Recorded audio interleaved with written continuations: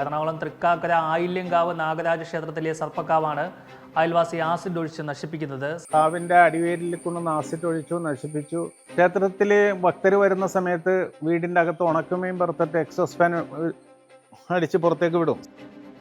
കേരളത്തിൽ തന്നെ അറിയപ്പെടുന്ന കാവുകളെക്കാൾ പഴക്കമുള്ള 1000 വർഷത്തിലേറെ പഴക്കമുള്ള കാവാണ് ഈ ആയില്യങ്കാവെന്ന് കണ്ടെത്തുകയും തൃക്കാക്കര പോലീസ് ഇദ്ദേഹം നാട്ടിൽ കൊള്ളൂലാത്തവനാണെന്ന് പറഞ്ഞിട്ടുണ്ട്.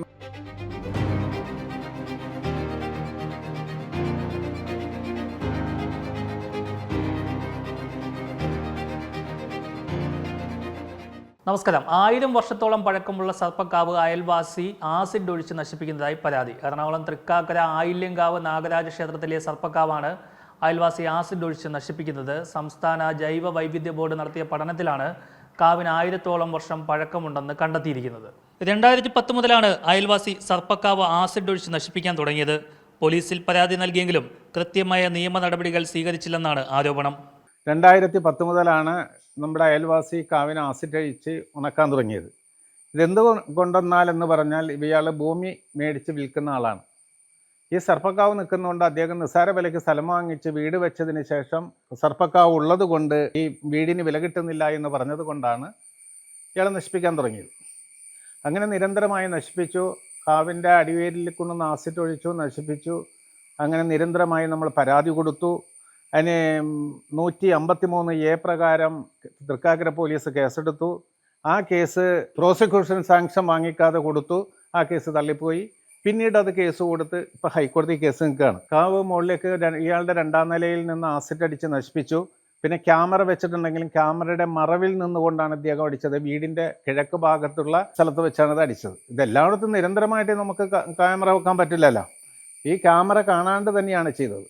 ഇപ്പോൾ ഈ അടുത്ത കാലത്ത് 1 മാസത്തിനുള്ളിൽ ചെയ്തത് ക്യാമറ മറിഞ്ഞു നിന്നുകൊണ്ട് കിഴക്കേ മതിൽ കുത്തിപ്പൊളിക്കാനുണ്ടായത്. 2ാമത്തെ മകൻ സുനിൽ എന്ന് പറഞ്ഞ ഒരാൾ ഒരു 2 മാസം ഇവിടെ രാത്രി 7 മണിക്ക് വരും, ഒരു 8 മണിക്കും 9 മണിക്കും മുമ്പ് പോകും.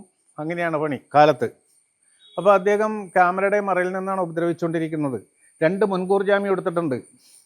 തൃക്കാക്കര പോലീസ് ഇദ്ദേഹം നാട്ടിൽ കൊള്ളൂലാത്തവനാണെന്ന് പറഞ്ഞിട്ടുണ്ട്. 107 പ്രകാരം കേസെടുത്തിട്ടുണ്ട്. ഇയാളുടെ മകൻ പറഞ്ഞിട്ടുണ്ട് ഞങ്ങളാണ് കാവുണക്കിയെന്ന്. പക്ഷെ പോലീസിന് ഇന്നവരെ ആളെ കിട്ടിയിട്ടില്ല എന്നാണ്. ക്ഷേത്രത്തിലെ പ്രധാന ചടങ്ങുകൾ നടക്കുമ്പോഴും അയൽവാസി ഭക്തർക്കും ക്ഷേത്ര ചടങ്ങുകൾക്കും ബുദ്ധിമുട്ടുകൾ ഉണ്ടാക്കാറുണ്ടെന്നും പരാതിയുണ്ട്. ബ്രഹ്മരക്ഷസിനെ കുടിയിരുത്തിയിരിക്കുന്ന തറ കുത്തിപ്പൊളിച്ചെന്നും പറയുന്നു. ക്ഷേത്രത്തിൽ ഭക്തർ വരുന്ന സമയത്ത് വീടിൻ്റെ അകത്ത് ഉണക്കമീൻ പുറത്തിട്ട് എക്സോസ് ഫാൻ അടിച്ച് പുറത്തേക്ക് വിടും, സ്മെല്ല്. രണ്ടാമത് ഭയങ്കര ഒച്ചപ്പാടൻ TV ഒച്ചക്ക് വയ്ക്കും.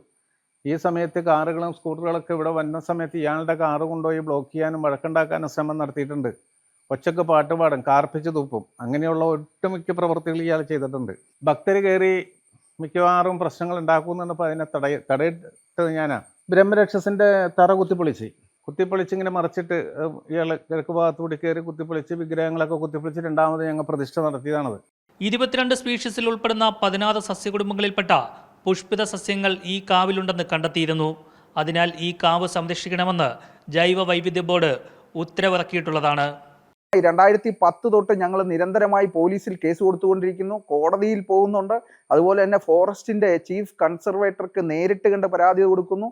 ഇതിന്റെ അടിസ്ഥാനത്തിൽ ചീഫ് കൺസർവേറ്റർ നേരിട്ട് ഇവിടെ എത്തുകയും ഫോറസ്റ്റിന്റെ ഫ്ലൈയിങ് സ്ക്വാഡ് ഇവിടെ എത്തുകയും പരിശോധന നടത്തുകയും ഞങ്ങൾ ഈ പറഞ്ഞിരിക്കുന്ന കാര്യങ്ങളെല്ലാം സത്യമാണെന്ന് ബോധ്യപ്പെട്ടതിൻ്റെ അടിസ്ഥാനത്തിൽ സർക്കാരിന് അവർ മൊഴി കൊടുത്തതിൻ്റെയും അവരുടെ രേഖകൾ കൈമാറിയതിൻ്റെയും അടിസ്ഥാനത്തിൽ ബയോഡൈവേഴ്സിറ്റിയുടെ ഒരു ടീം തന്നെ ഇവിടെ വന്ന് പരിശോധിക്കുകയും 2012 ഫെബ്രുവരിയിൽ ബയോഡൈവേഴ്സിറ്റി ഇത് പരിശോധിച്ചിട്ട് ഇത് കേരളത്തിൽ തന്നെ അറിയപ്പെടുന്ന കാവുകളെക്കാൾ പഴക്കമുള്ള 1000 വർഷത്തിലേറെ പഴക്കമുള്ള കാവാണ് ഈ ആയില്യങ്കാവെന്ന് കണ്ടെത്തുകയും അതോടൊപ്പം തന്നെ IUCNന്റെ റെഡ് ഡേറ്റ ലിസ്റ്റിൽ ഉൾപ്പെട്ട ഹോപ്പിയോ പൊൻഗ, ആ മലയാളത്തിൽ ആ മരത്തിൻ്റെ പേര് തിങ്ക എന്നാണ്, അങ്ങനെ ഉൾപ്പെട്ടിട്ടുള്ള അപൂർവങ്ങളിൽ അപൂർവമായ സസ്യങ്ങൾ കൊണ്ട് സമ്പന്നമാണ് ഈ കാവെന്നും 22 സ്പീഷീസിൽ ഉൾപ്പെടുന്ന 16 സസ്യകുടുംബങ്ങളിലായി പുഷ്പിത സസ്യങ്ങളുടെ ഒരു കൂട്ടം തന്നെ ഇവിടെ ഉണ്ടെന്നും ഇത് സംരക്ഷിക്കേണ്ടത് അത്യാവശ്യമാണെന്നും ബയോഡൈവേഴ്സിറ്റിയുടെ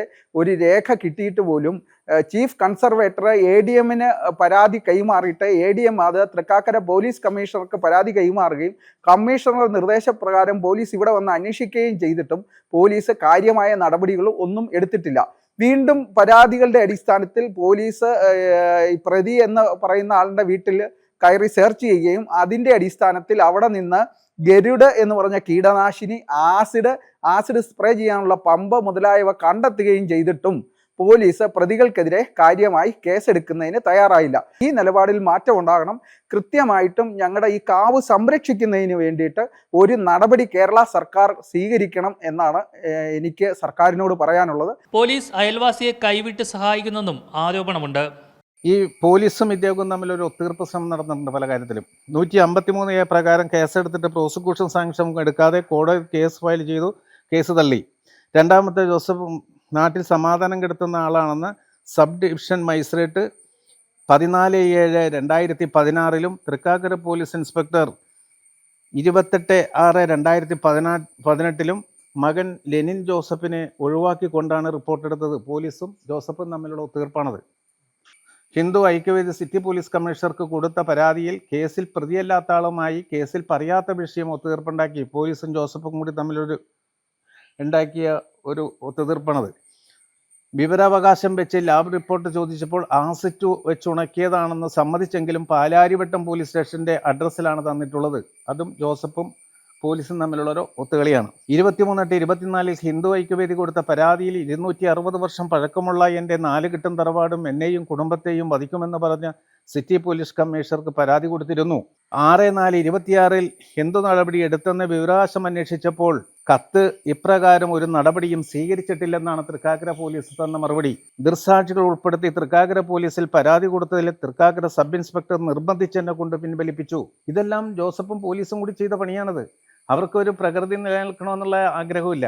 എന്തായാലും കാവിലെ ഒട്ടുമിക്ക മരങ്ങളും സസ്യങ്ങളും ഒക്കെ തന്നെ ഈ ആസിഡ് വീണ് നശിച്ചിരിക്കുകയാണ്.